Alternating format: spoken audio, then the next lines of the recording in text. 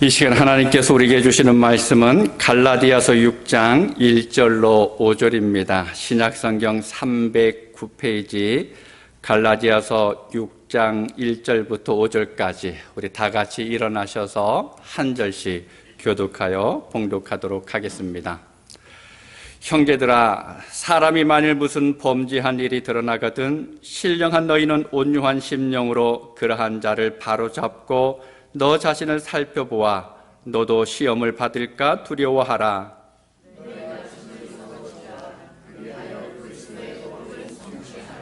만일 누가 아무것도 되지 못하고 된 줄로 생각하면 스스로 속임이라.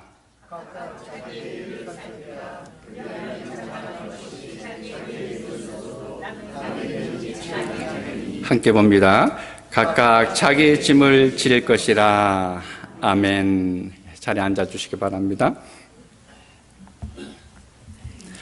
자, 오늘이 2024년 마지막 달력이 시작되는 날입니다. 시간이 정말 빨리 지나갔습니다. 2024년을 지나면서 아마 여러분의 삶 속에 많은 일들이 있었을 것입니다. 자, 그 일들을 경험하면서 여러분의 신앙은 어떤 상태로 달라진 것 같습니까? 성장하셨나요? 아니면 그것 때문에 멈칫하셨습니까? 뒤로 물러나셨습니까? 그 일들을 경험하면서 여러분 하나님을 더 잘 알게 되었습니까? 12월 한 달을 지나면서 한번 곰곰이 생각해 보시기 바랍니다. 1년 동안 이런저런 많은 일들을 겪었었는데 그 일 때문에 내가 하나님을 향해서 더 가까이 나아갔는지 아니면 어떤 상태에 있는지 살펴보시기를 바랍니다. 어제부터 온도가 갑자기 내려가서 추워졌죠. 여러분 건강 관리 잘 하시기 바랍니다. 이제 겨울입니다. 지난번 좀 따뜻해질 일은 없을 텐데 그 추운 날씨 속에서 하나님의 품 안에서 온기를 한번 경험할 수 있는 여러분 되시기 바랍니다. 지난 한 주간 동안 감사절 지내면서 여러분 어떠셨습니까? 한 주 보내면서 여러분 마음속에 무엇이 채워져 있습니까? 감사로 채워져 있나요? 아니면 다른 마음들이 여러분 속에 있습니까? 우리가 예수를 믿는 사람으로 살아가는 데 있어서 의지와 감정의 조화가 참 중요합니다. 살아가다 보면 나도 모르는 사이에 내 안에 감정이라고 하는 것이 늘 일어날 때가 있습니다. 그런데 이 감정은 늘 변화가 심하죠. 내 뜻대로 되지 않고 요동칠 때가 있습니다. 그래서 의외로 많은 믿음의 사람들이 하나님을 향한 그 믿음의 감정에 의해서 좌우될 때가 있다라는 겁니다. 그래서 어떤 때는 믿음이 좋았다가 어느 순간에 또 믿음이 약해지는 그 모습을 우리가 발견할 수가 있습니다. 그래서 우리는 반대로 해야 됩니다. 믿음의 의지가, 그러니까 믿음이라고 하는 것이 우리의 감정을 다스릴 수 있도록 우리 끊임없이 훈련을 해야 합니다. 그래야지 하나님을 향한 믿음이 한결 같아질 수가 있습니다. 오늘부터 강림절이라고 합니다. 교회적으로 말하면 이제 새로운 한 해가 오늘 시작되는 것입니다. 예수님께서 우리를 위해서 사람의 몸을 입고 이 땅에 오신 것을 감사하는 절기입니다. 이미 2000년에 오셨던 예수님을 생각하는 것입니다. 그뿐만이 아니라 이제 다시 오실 그 주님을 기다리는 시간입니다. 예수님께서 나를 바라보시면서 과연 어떻게 생각하고 계실까? 내 믿음의 상태를 바라보면서 뭐라고 말씀하실까라고 하면서 우리의 믿음은 물론이고 삶과 마음을 준비하는 시간입니다. 여러분 성탄의 계절, 연말을 보내면서 그 주님의 마음을 발견하는 여러분 되시기 바랍니다. 지난 몇 주 동안 신앙 공동체 안에서 우리가 서로 간에 어떻게 해야 되는지 또 하나님께서 공동체의 지체로서 우리에게 원하시는 것이 무엇인지에 대해서 말씀을 들었는데 오늘이 마지막 5번째 시간입니다. 지난 4주 동안 서로 섬겨야 되고 또 서로 기도해야 되고 용납해야 되고 화목해야 한다라고 하는 그 말씀을 함께 들었습니다. 서로에 대한 책임뿐만 아니라 나 개인적인 책임이 무엇인가에 대해서 생각을 해보았었는데 여러분 혹시 그 내용 기억이 나시나요? 다 잊으셔도 됩니다. 제목만 생각하시면 될 것 같아요. 우리가 서로 어떻게 해야 되는지, 서로를 섬기고 서로를 기도하고 용납하고 화목해야 된다. 제목만 우리가 기억해도 하나님께서 원하시는 믿음의 삶을 충분히 살아갈 수가 있습니다. 오늘 본문에서도 역시 사도 바울은 믿음의 공동체 안에서 또 성도들이 서로를 대하면서 지켜야 할 가장 기본적이면서도 또 상당히 중요한 그 신앙의 삶의 자세를 우리에게 가르쳐주고 있습니다. 그것을 이야기하면서 그렇게 하는 것이 그리스도의 법을 성취하는 것이다 라고까지 강조하면서 말을 합니다. 오늘 본문 1절을 함께 읽도록 하겠습니다. 형제들아, 사람이 만일 무슨 범죄한 일이 드러나거든 신령한 너희는 온유한 심령으로 그러한 자를 바로잡고 너 자신을 살펴보아 너도 시험을 받을까 두려워하라. 사람이 만일 무슨 범죄한 일이 드러나거든. 여기서 말하는 범죄한 일이라고 하는 것은 어떤 죄일까요? 일반적으로 죄로 인정하는 것들, 그러니까 살인이나 폭행이나 도둑질이나 또 사기와 같은 명백하게 드러나는 그러한 죄를 지은 것이 아니라 그것이 죄인지도 모르면서 살아왔었는데 매일 습관적으로 그렇게 해왔었는데 때로는 이거는 죄가 아닐 거야, 이거는 죄와는 상관이 없는 거야 라고 하면서 우리가 살아왔었는데, 아니 어떤 경우 이런 경우들이 있지요. 분명히 죄라고 하는 것을 알겠는데 그래서 가까이 갈 수가 없어서 그것을 피해서 막 다녔는데 어느 순간에 보니까 내가 실수해서 그만 그 죄에 빠질 때도 있다라는 것입니다. 바로 이러한 것을 이야기하는 것입니다. 성경을 예를 들면 이런 겁니다. 갈라디아서 5장 19절부터 21절에 보면 사도 바울이 갈라디아 교회 성도들에게 이렇게 이야기합니다. 육체의 일은 분명하니 곧 음행과 더러운 것과 호색과 우상숭배와 주술과 원수 맺는 것과 분쟁과 시기와 분냄과 당짓는 것과 분열함과 이단과 투기와 술취함과 방탕함과 또 그와 같은 것들이라. 전에 너희에게 경계한 것 같이 경계하노니 이런 일을 하는 자들은 하나님의 나라를 유업으로 받지 못할 것이요. 여기서 말하는 육체의 일이 바로 범죄한 일입니다. 누군가를 미워하고 술 취하고 또 시기하고 방탕하게 사는 것, 전에는 죄가 아니었습니다. 그저 성격이 좀 괴팍했고 다른 사람들보다 생활이 느슨하거나 아니면 절제되지 않는 그런 정도로 여겼었는데, 또 당시 사회 상황으로 봐도 별다른 문제가 되지 않았었던 일들이었었는데, 그래서 자연스럽게 살아가고 있었는데, 그런데 어느 날 그리스도의 십자가 복음을 접하게 되고 사도들의 가르침을 받으면서 그것이 하나님의 나라를 유업으로 받지 못하게 할 만큼 죄가 된다라고 하는 것을 알게 됐다라는 것입니다. 내가 그것을 발견했다라는 거예요. 여러분, 드러난다라고 하는 말은 밝혀져서 놀랐다라고 하는 의미가 담겨져 있습니다. 몰래 지은 죄라고 하는 의미가 아닙니다. 감추어 놓았던 죄가 나타났다라고 하는 그런 의미가 아니라, 전에는 아무 문제가 되지 않았었는데 육체의 일들이 하나님께서 싫어하시는 일이고 또 그것으로 인해서 하나님의 나라를 유업으로 받지 못하게 될 만큼 하나님 앞에서 죄가 된다라고 하는 그 사실을 알고는 깜짝 놀랐다라는 거예요.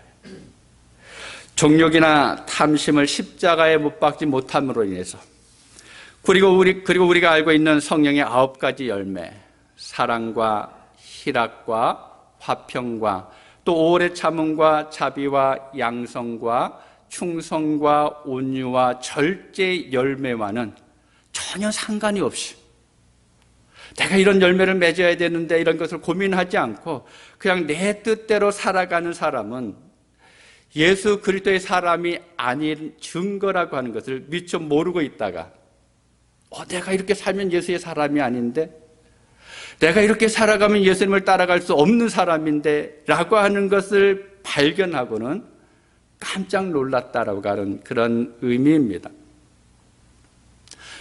교회만 나오면 다 되고 예배에 참석하기만 하면 또 무엇인가가 종교적인 활동을 열심히 하면 다 되는 줄 알았는데, 성경을 가만히 공부하다 보니까 그것이 아니다라고 하는, 우리의 삶이 달라져야 되고 태도가 달라져야 한다라고 하는 것을 알고는 깜짝 놀랐다라고 하는 그러한 말입니다. 그래서 갈라디아 교회 몇몇 성도들이 그것 때문에 지금 심각하게 고민에 빠졌습니다. 어떤 사람은 낙담하기 시작을 합니다. 누군가는 내가 구원받았다고 자부하고 있었는데 이것이 하나님 나라에 들어갈 수 없는 조건이 된다라고 하는 것을 알고는 불안해지고 또 괴롭고 또 수치심과 죄책감 속에서 헤어나지 못하고 있는 이들이 있다라는 거예요. 바로 그 사람들 생각하면서 사도 바울이 편지를 쓰면서 하는 이야기가, 사람이 만일 무슨 범죄한 일이 드러나거든 이라고 이야기합니다. 성도들 사이에 별거 아니라고 생각하고 살아가는 그 사람들이 있을 때 같은 믿음 안에 있는 형제 자매로서 어떻게 해야 되는지를 우리에게 알려주고 있습니다. 율법의 정죄가 아니라 너는 죄인이야 라고 말하는 것이 아니라 복음 안에서의 가능성, 또 생명의 길을 열어주고 있는 것입니다. 오늘 본문에서 사도 바울이 시작하면서 아델포이라고 합니다. 형제들아 라고 이야기합니다. 여러분, 이렇게 부르는 그 사도 바울의 마음이 무엇인지를 우리는 알아야 됩니다. 앞에서 언급했던 것처럼 무슨 범죄한 일이 드러나면서 지금까지는 아무 생각 없이 살아왔었는데 그것이 하나님께서 싫어하는 것이다라고 하는 것을 알고 나서 고민하고 낙담하고 불안하고 또 괴로움과 수치심과 죄책감 속에 빠져서 살아가고 있는 사람, 그 다른 사람이 아니라 지금까지 나와 신앙생활을 함께 했던 사람이라고 하는, 우리 공동체의 지체다라고 하는 것을 알아야 된다라는 거예요. 사도 바울이 교회를 이야기할 때 몸을 비유로 얘기했죠. 각 지체가 있다고 하는 것을 이야기했습니다. 그 사람이 바로 내 몸의 일부분이라고 하는 것을 먼저 알아야 된다라고 하는 그 의미에서 형제들아라고 이야기합니다. 이 형제들아라고 하는 말은 사도 바울이 참 즐겨 사용한 단어입니다. 성경 전체를 찾아보니까 107번 나오는데, 구약부터 신약까지 107번이 나오는데 그 중에 사도 바울이 74번을 사용을 했습니다. 그만큼 형제들아라고 하는 말을 늘 즐겨 사용했습니다. 형제들아, 이 말은 비방하는 것이 아닙니다. 애정이 듬뿍 담겨져 있는 말입니다. 위로하고 권면하고 붙들어주고 긍휼히 여기면서 사도 바울이 성도들을 부르는 말이 형제들아입니다.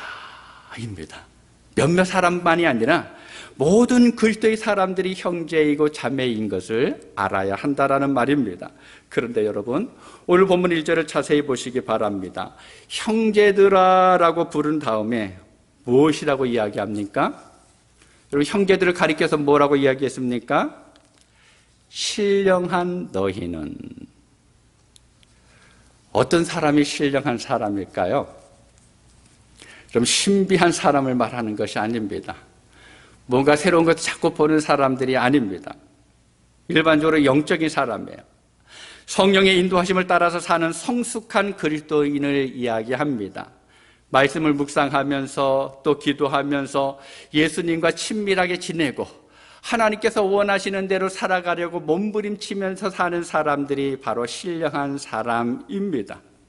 예수님과 교제하면서 어떻게 하든지 예수님을 기쁘시게 하는 사람이 신령한 사람입니다. 그런데 사도 바울이 지금 갈라디아 교회 성도들을 향해서 신령한 너희라고 이야기하고 있습니다. 몇몇 사람이 아니에요. 그곳에 있는 교회 모든 성도들을 향해서 너희는 신령한 사람이다, 너희는 영적인 사람이다 라고 불러주고 있습니다. 여러분, 지금 사도 바울이 갈라디아 교회 성도들에게 권면을 시작하면서 먼저 그들을 신령한 너희라고 부른 이유가 무엇일까요? 왜 그렇게 불렀겠습니까?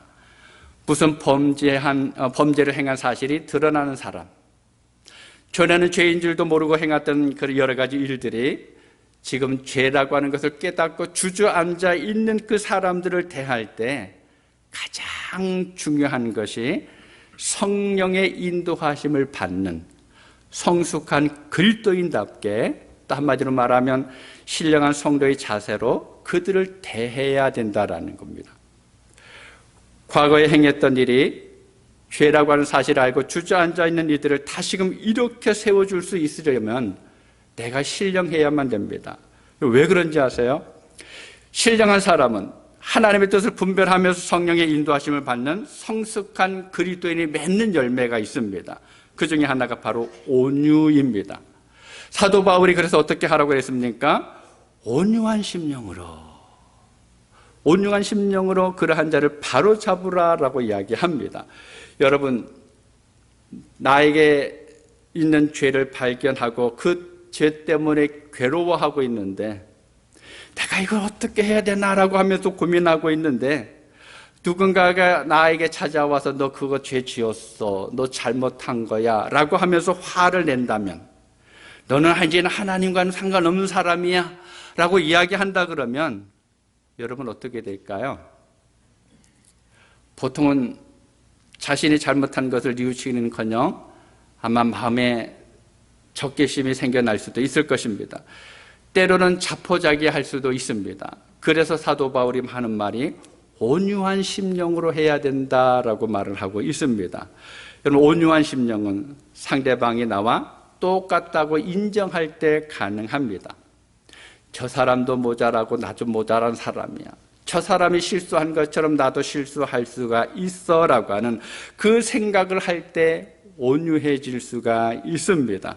그래서 온유는 아무나 가질 수가 없다라는 겁니다. 여러분, 성숙한 사람만이 가질 수 있는 열매가 바로 온유의 열매입니다.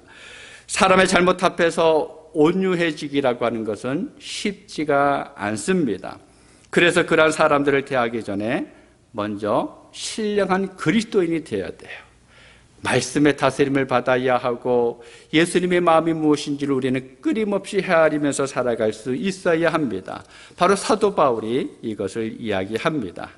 그런데 여기서 중요한 것이 있습니다. 신령한 사람이 죄 때문에 갈등하고 있는 사람을 어떻게 대해야 하느냐라고 하는 것입니다. 그럼 사도 바울은 바로 잡으라, 그 사람들을 바로 잡으라라고 이야기합니다. 그런데 이 단어는 의학 용어예요. 바로 잡는다라고 하는 말은 어긋난 뼈를 제자리에 맞춰 놓는다, 고친다, 재건한다라고 하는 그런 의미가 있습니다. 어릴 때 시골에서 이제 친구들하고 뛰어놀다 보면 이제 유독히 넘어지면서 돌이나 뭐 나무 이런 데 부딪히면서 어깨가 쉽게 빠지는 친구가 하나가 있었습니다. 거의 1년에 한 두세 번은 빠졌던 것 같아요. 팔 빠져보신 분들 계시나요? 부러진 게 아니고 빠진 겁니다. 저는 그런 경험이 없어서 그 고통이 어느 정도인지 모르겠는데, 이 친구가 처음에는 너무 아파가지고 막 붙잡고 웁니다. 그런데 울음소리를 듣고 나서 이제 아버지나 어머니가 달려옵니다. 그리고는 그 팔을 잡더니 툭 당기더라고요. 그럼 어떻게 됩니까? 맞춰지죠. 너무 쉽게 맞춰지는 거예요. 그냥 딱 이게 팔이 맞으면 그 다음부터는 조금 이렇게 조심하면서 그냥 또 노는 것을 이제 봤었습니다.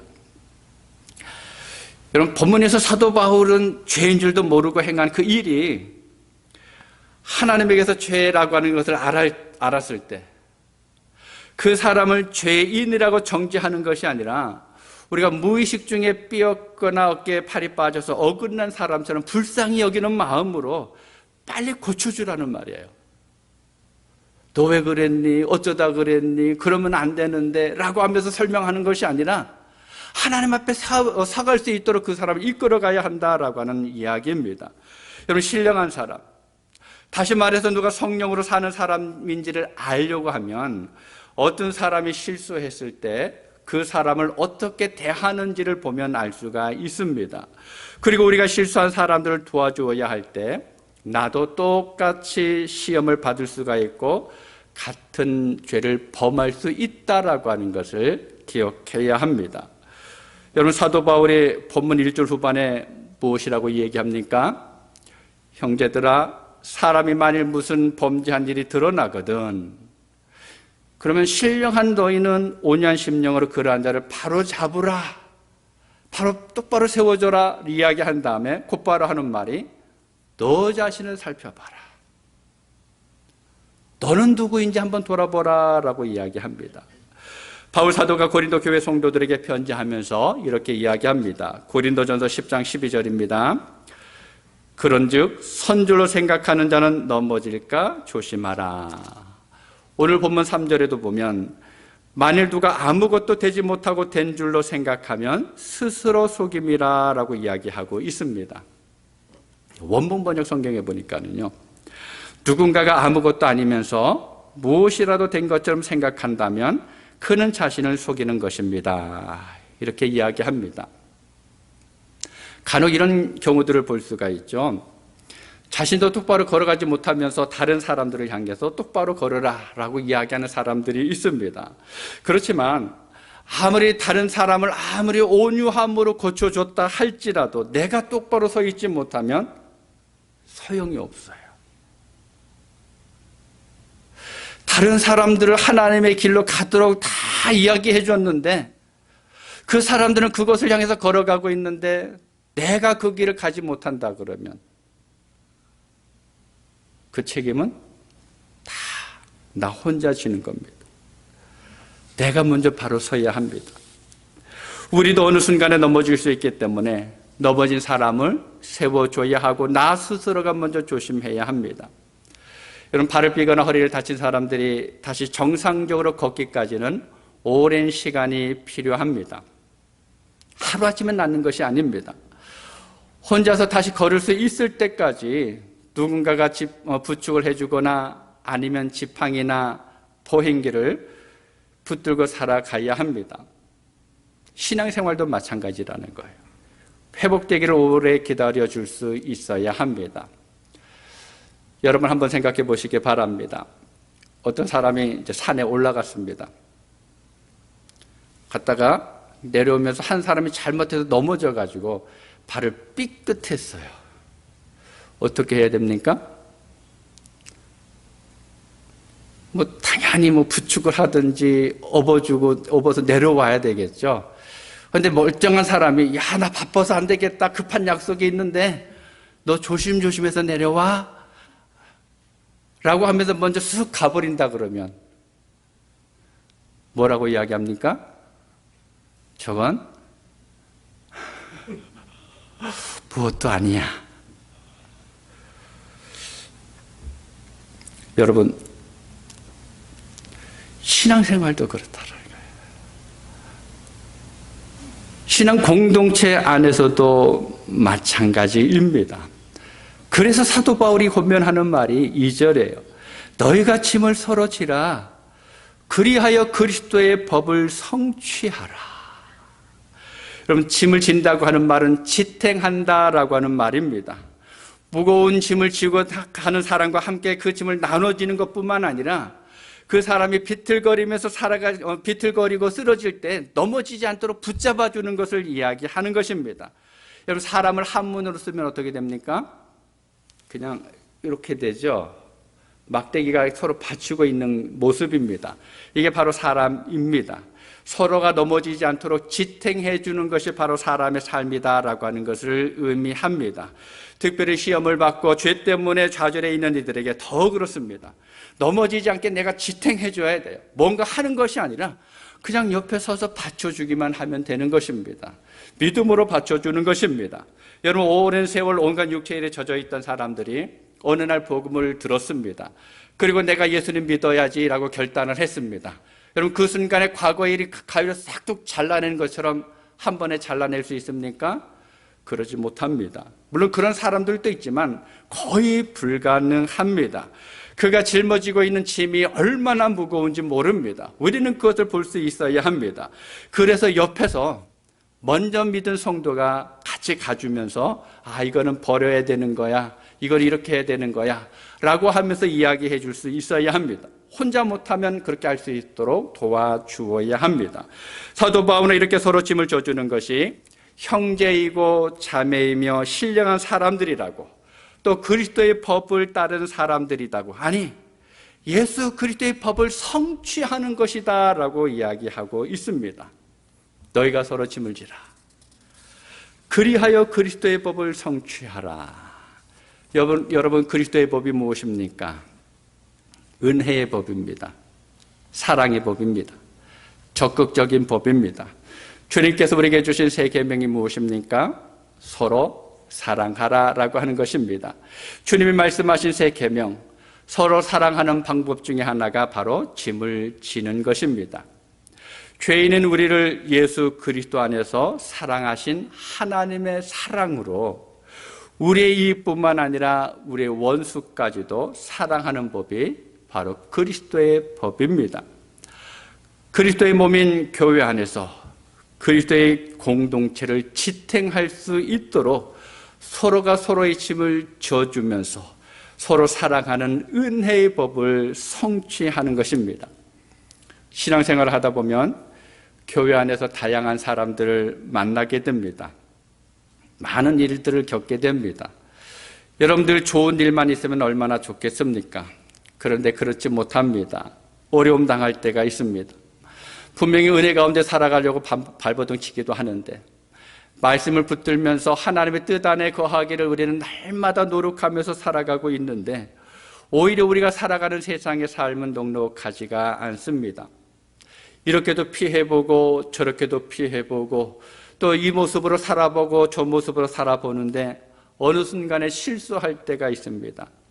죄를 짓기도 하고 또 이런저런 허물 가운데 살아갈 때가 있습니다. 그러다가 간혹 보면 예전의 습관을 따라 사는 이들도 있습니다.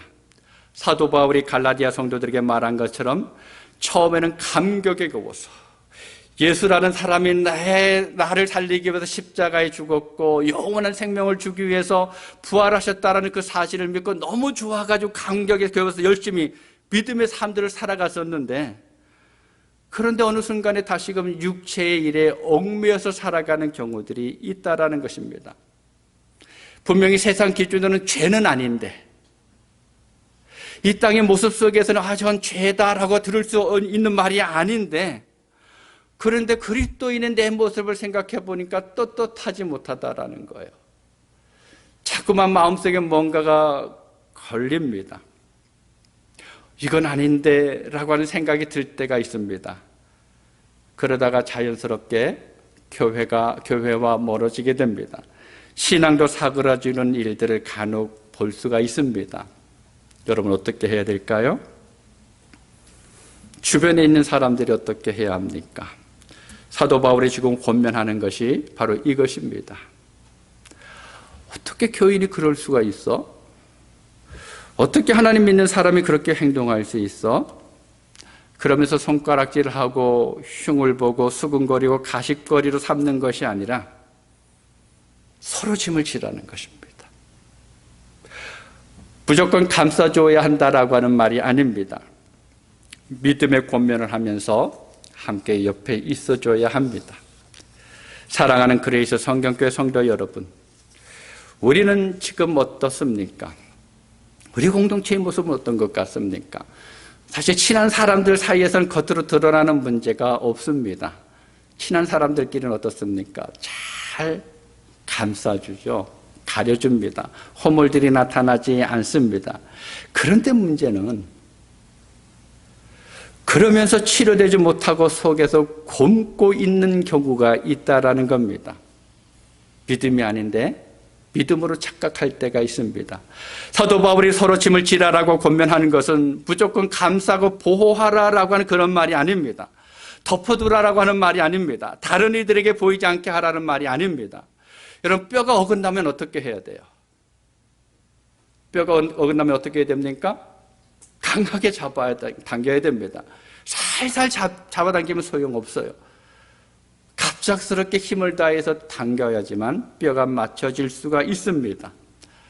그 순간 통증이 아무리 심하다고 해도 당겨줘야 합니다.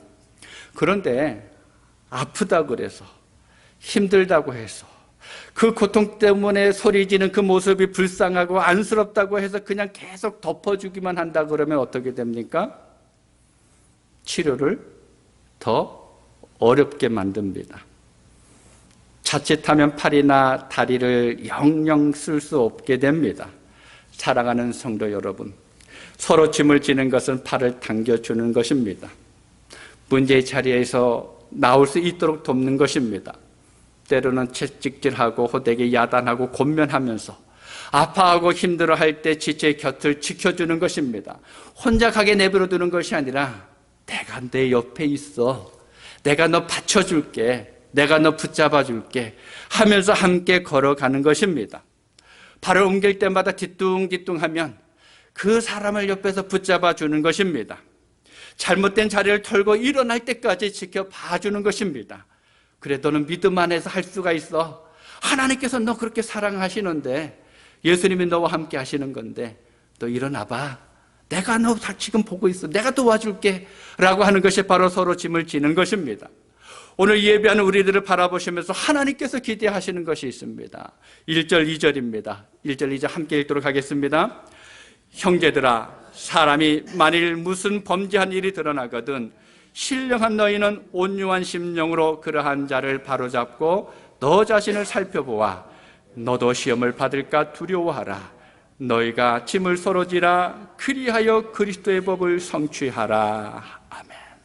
사랑하는 여러분, 온유하고 겸손한 심령으로 날마다 한편으로는 하나님 앞에서 나 자신을 살펴보면서 혹여나 나는 넘어지지는 않을까, 혹여나 나는 하나님으로부터 멀어져 가고 있는 것은 아닐까, 혹여나 나는 예수님의 손을 놓치고 있는 것은 아닐까 조심하면서 다른 한편으로는 다른 이들의 비틀거리는 발걸음을 붙들어주면서 누군가가 쓰러질 때 빨리 달려가서 그 사람이 넘어지지 않도록 옆에서 어깨를 받쳐주는, 서로 짐을 짐으로 인해서 그리스도의 법을 성취해 갈 수 있는 여러분 되실 수 있기를 바랍니다.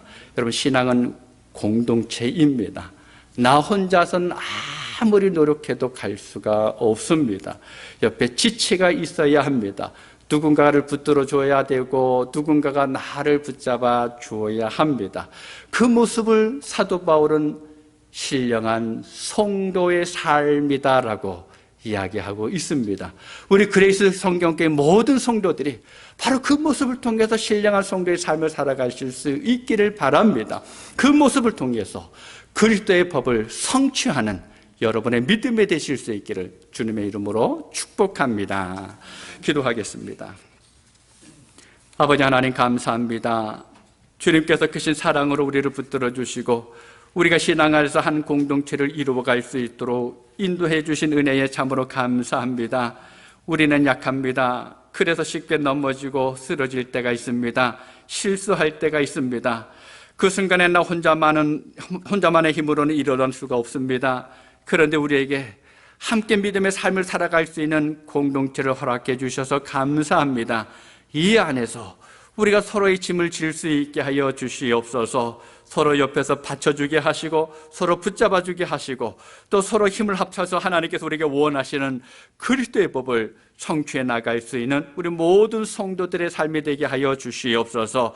특별히 이 성탄의 계절을 맞이하면서 내가 어떤 역할들을 감당해내야 하는지, 내게 원하시는 하나님의 모습이 무엇인지 늘 생각하면서 그리스도의 법을 이룰 수 있는 우리 모든 성도들의 삶이 되게 하여 주옵소서. 우리의 시간을 주님께 맡겨드리옵고 예수님의 이름으로 기도하옵나이다. 아멘.